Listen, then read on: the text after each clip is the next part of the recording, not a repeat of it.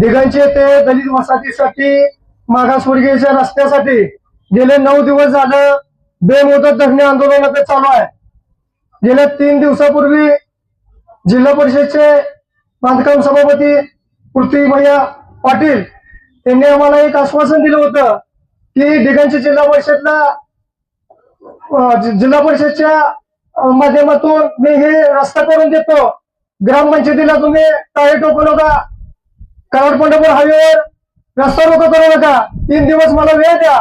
ते आम्ही त्यांना 3 दिवस वेळ दिली होती। 3 दिवसानंतर त्यांनी दिलेला शब्द पूर्ण केलेला आहे। असा राजकारणात पहिला आम्ही बघतोय मित्र हो। अनेक शब्द राजकीय नेते देत असतात पण काम प्रत्यक्ष करत नाहीत।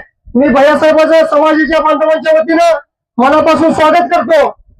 भैयासाहेब, अतिक्रमण पूर्ण काढलेलं राहिलेलं अतिक्रमण या 2 दिवसामध्ये तुम्ही काढावं अशी मी अपेक्षा व्यक्त करतो। आणि आजचं आंदोलन भैया तुमच्या शब्द खाते जे अतिक्रमण काढल्यामुळे आमचं आंदोलन आज आम्ही स्थगित करतो।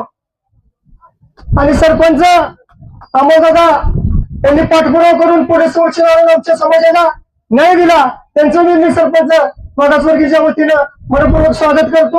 आणि आजचं आंदोलन आम्ही थांबवत आहे, स्थगित करीत आहे, एवढंच बोलतो थांबतो।